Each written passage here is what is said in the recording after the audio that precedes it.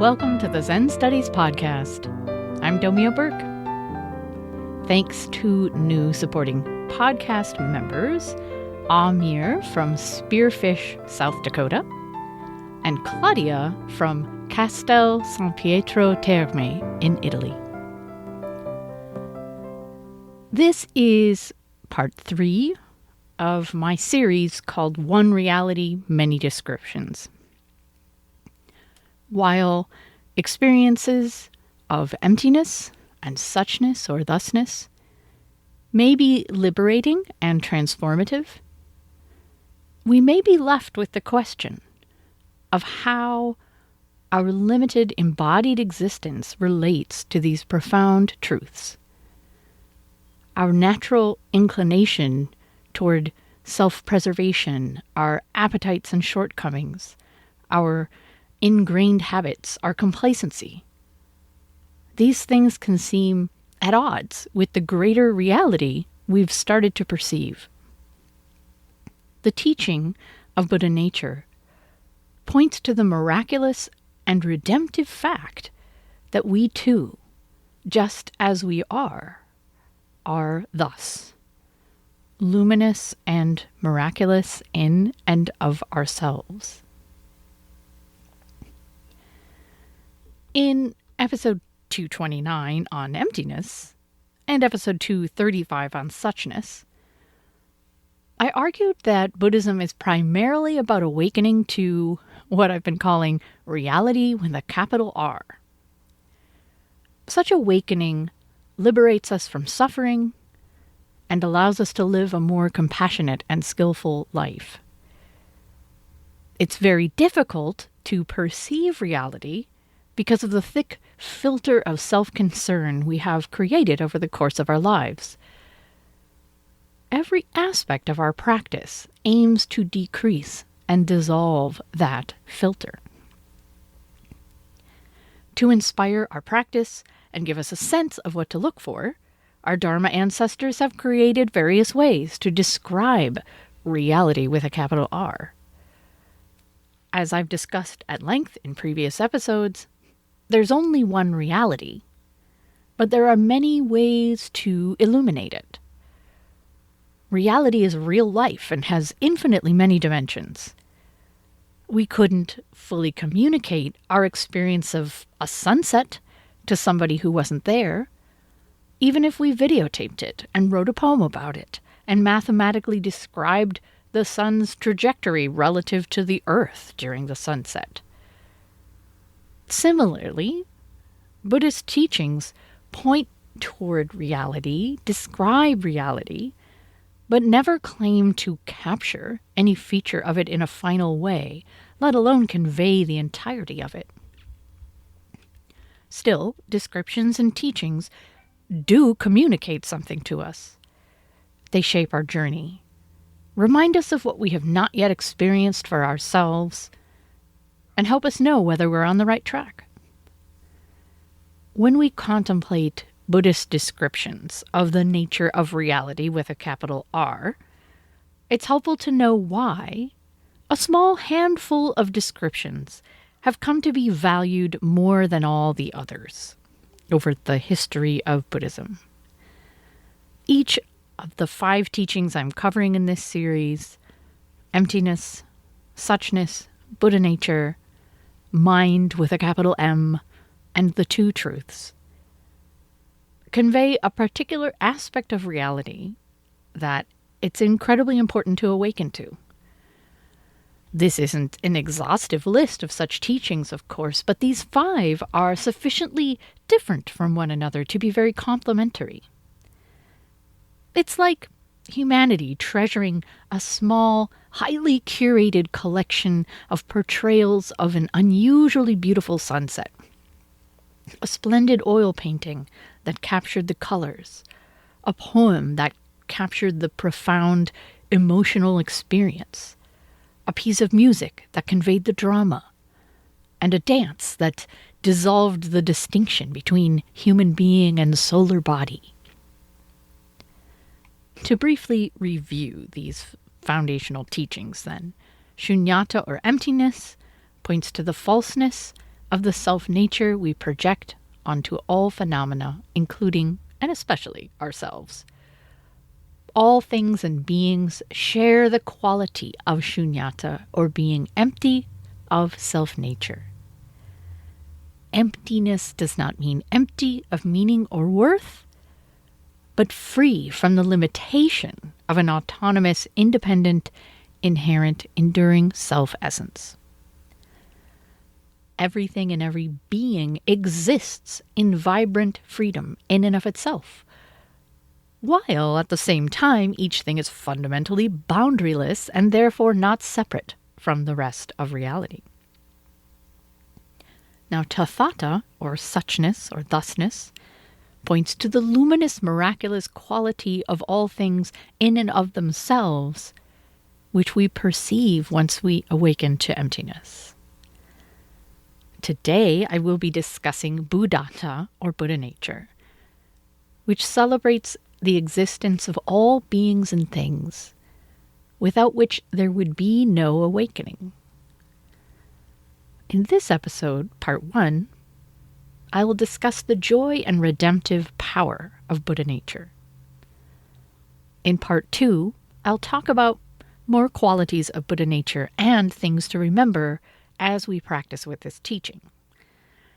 And then in future installments of this series, I'll talk about mind with a capital M. That's not the discriminating mind, which points to the fact that we're not separate from anything in the universe and that it's possible to partake actively in a much more expansive reality than we usually do. And then the two truths teaching, absolute and relative, which points to the different ways we interact with reality and the importance of expanding our experience beyond the relative. So on to today's topic.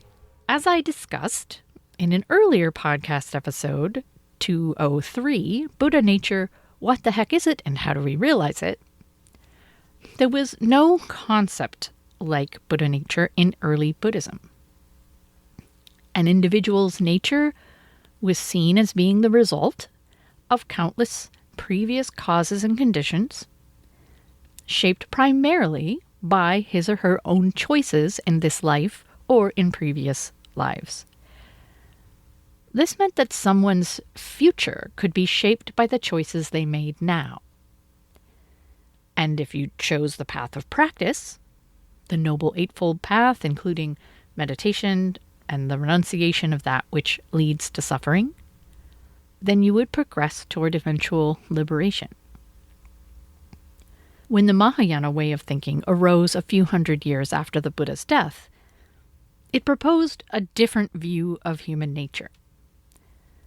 It proposed that our true nature is eternal, joyous, selfless, and pure. The problem, according to the Mahayanists, is that this true nature has become obscured by self-concern and related delusions. The implications of this for Buddhist practice are obviously profound. Rather than having to work lifetimes to recondition ourselves into saints before attaining liberation from suffering, we simply need to awaken to our true nature. We already have everything we need. Of course, such awakening turns out to be no easy matter. The Shambhala Dictionary of Buddhism and Zen defines Buddha nature, Buddhata in Sanskrit, as follows. Quote, according to the Mahayana view, the true, immutable, and eternal nature of all beings. Since all beings possess Buddha nature, it is possible for them to attain enlightenment and become a Buddha regardless of what level of existence they occupy. The interpretation of the essence of Buddha nature varies from school to school. There is controversy over whether all beings and also inanimate entities actually possess Buddha nature. End quote. In one of the earliest Mahayana texts on Buddha nature, the Mahaparinirvana Sutra, the Buddha says to Thagatagarbha, another word for this. It means Buddha womb, Buddha embryo, or Buddha nature. He says it can never be cut or destroyed. He says every being has Buddha nature and calls it the self with a capital S. When one sees Buddha nature, one attains unsurpassed enlightenment, but it is difficult to see because, quote, from the very beginning, it has been under cover of innumerable defilements, end quote. As I discussed in episode 203, the teaching of Buddha nature has been difficult to grasp ever since it arose. Central to debates about what it means is the fact that it seems to contradict the Buddha's most fundamental teachings. That all things are impermanent, anicca, and nothing can be identified as self, anatta. See episode 14. Buddha nature turns out not to contradict impermanence and not self, but explaining that is very, very tricky. Any discussion of this teaching, as I will demonstrate later, requires as much talk about what it doesn't mean as about what it does. It's very easy to concretize or deify Buddha nature and therefore create an obstacle in our practice. I mean, in some ways, I can't fault the non-Mahayana traditions for rejecting the concept altogether. For this discussion, I'm going to focus on the Zen take on Buddha nature. It has its origin in the original Mahayana idea, but it's seen through the lens of Zen radical non-dualism. And this, I think, helps a little when it comes to avoiding the trap of conceptualizing Buddha nature in a dualistic way. That is, as something separate from you to be searched for and attained, or maybe something you already possess and therefore you don't have to worry about practicing. The Japanese Buddhist term for Buddha nature is Busho.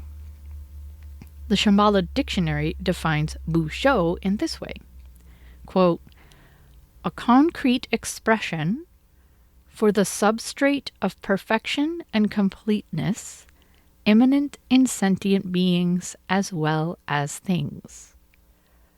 According to the Zen teaching, every person, like every other sentient being or thing, has, or better, is Buddha nature, without in general, however, being aware of it, or living this awareness as one awakened to his true nature, a Buddha, does.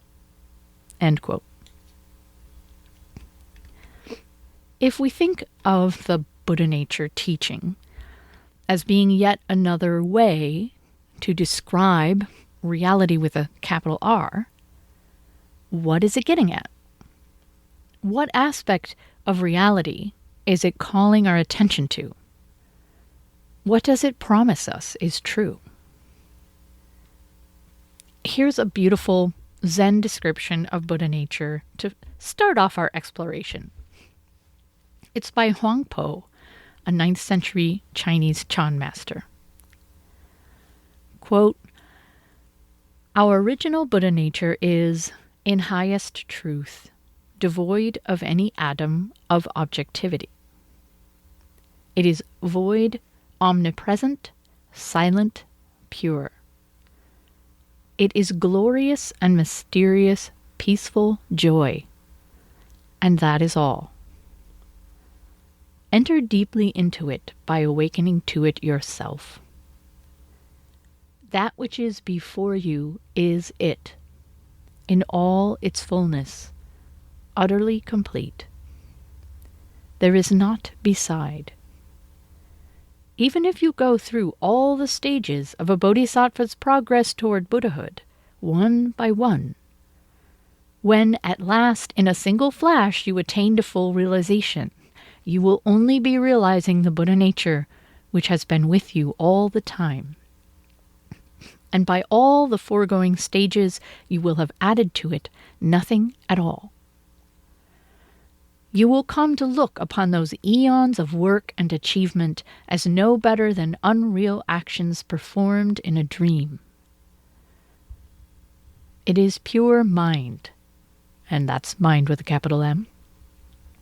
It is pure mind, which is the source of everything, and which, whether appearing as sentient beings or as Buddhas, or as the rivers and mountains of the world which has form, as that which is formless, or as penetrating the whole universe, is absolutely without distinctions, there being no such entities as selfness and otherness.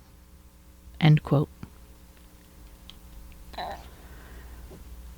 Part of the reality we want to wake up to is glorious and mysterious, peaceful joy.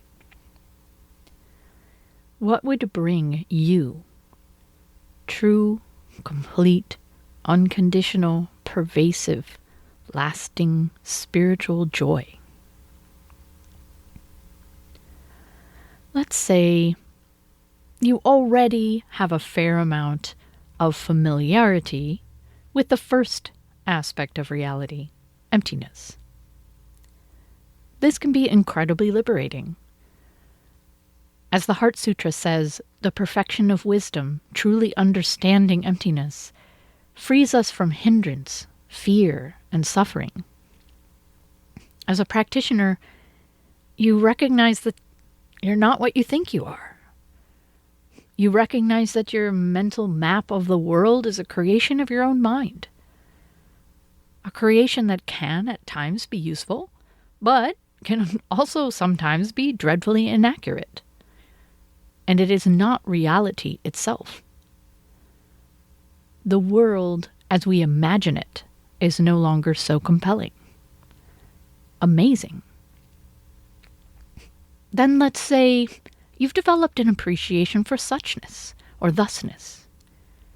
When you're able to perceive things without the filter of your mental map, when you're able to experience things non-dualistically, that is, without constantly relating them to self, you see things are luminous and precious in and of themselves. Even when you get caught up in the self-centered dream again, you retain an awareness that life is nothing short of miraculous. And yet, there remains the conundrum of self. Despite all you've realized, the karmic self persists. It seems incapable of relinquishing self-concern. It lapses easily into self-referential thinking, grasping, anger, stinginess, and comparison. It's like the small self cares nothing that things are empty or thus, except that, it can occasionally indulge in profound or pleasant spiritual contemplation when it feels like it. Despite your aspirations, you find yourself luxuriating in a sense of superiority, or obsessed with lust, or chasing distractions. At the very least, your meditation is full of thinking, and you find it challenging to be truly compassionate toward others. At times, there can feel like there's a very large gap between what you know to be true and your manifestation in daily life. Buddha nature encourages you to realize you are also thus. Just as, at times, you can see the world around you as luminous and precious and miraculous, you can recognize your embodied karmic self is luminous, precious, and miraculous just as it is. It's not fundamentally different from or separate from reality with a capital R, which is one singular, seamless reality. There is no inherently existing, independent, enduring self-nature who is to blame for your inadequacies or who can take credit for your practice. Nonetheless, you are alive. nonetheless, you have chosen to practice. How incredible! What a gift to be given a front row seat to the unfolding of your life. Hakuin Yasutani Roshi was a celebrated Japanese priest instrumental in bringing Buddhism to the West in the 20th century. He said, quote, "In Buddhism, Buddha nature is an intimate expression, and Dharma nature an impersonal one. But whether we say Buddha or Dharma nature, the substance is the same." End quote. What is the importance of having an intimate, personal expression of the truth? What does the person or intimacy have to do with it, seeing as we're empty of any inherent self-nature? The teaching of Buddha nature points to the fact that Buddhas are human beings. The Dharma may be profound and infinite, but Buddhas are individual beings who have awakened to it. That is the value of Buddhism.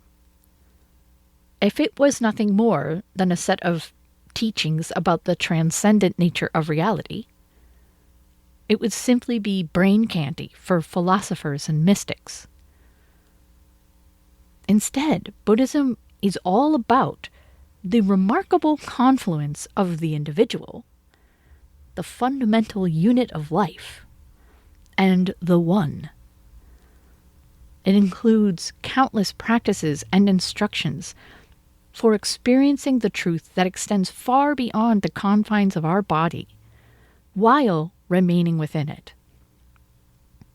It celebrates the apparent paradox and delicious tension between individual limitations and transcendence of the individual. It's part of our nature as human beings to wonder where we fit into everything. It also seems to be part of our nature to carry with us a heavy sense of personal inadequacy, rejection, and/or alienation. Even if we don't think of ourselves as suffering from low self-esteem, we usually feel some regret, sadness, or longing related to the way we have lived or are living our lives. Perhaps we've even reached a deep acceptance of our limitations, but few of us would claim to be made of the same stuff as a Buddha. The wisdom and ease and selfless generosity of a Buddha seem far beyond us. Our limited view of ourselves presents an obstacle in our practice and does not reflect reality with a capital R.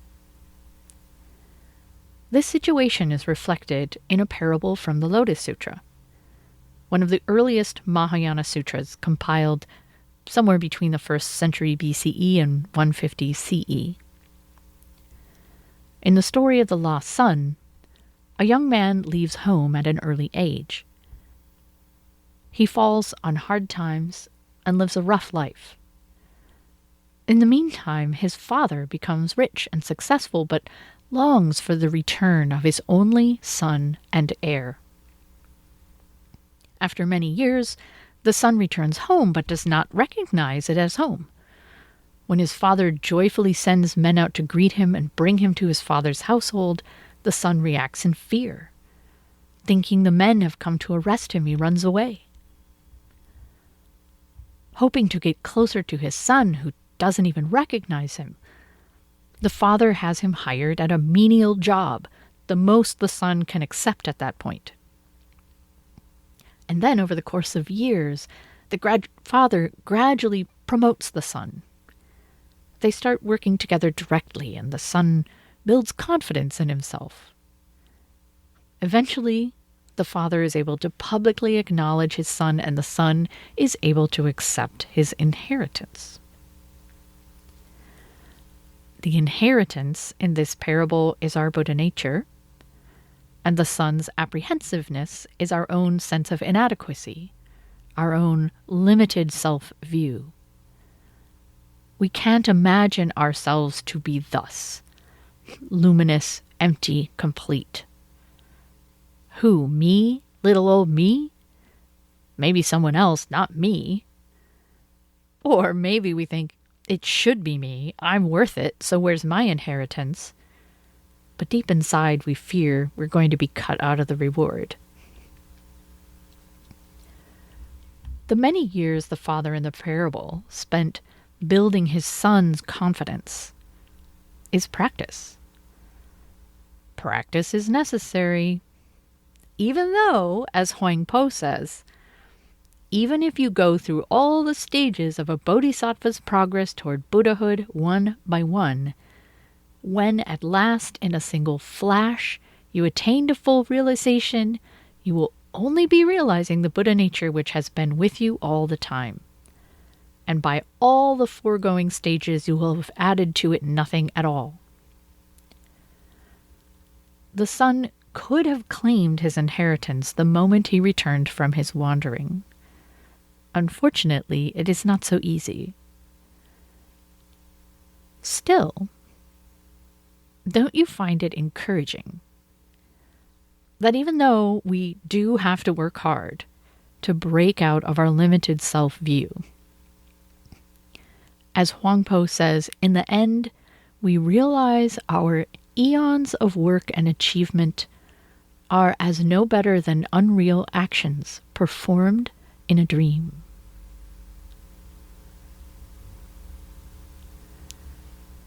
That's it for this episode. I will be back in just a few days with part 2, where I'll talk about Buddha nature as trust or faith, and offer the requisite discussions of what Buddha nature is not, and how it is necessary for us to awaken to our own Buddha nature in order to partake of its joy, redemption, and faith. I hope you'll tune in. Thanks for listening.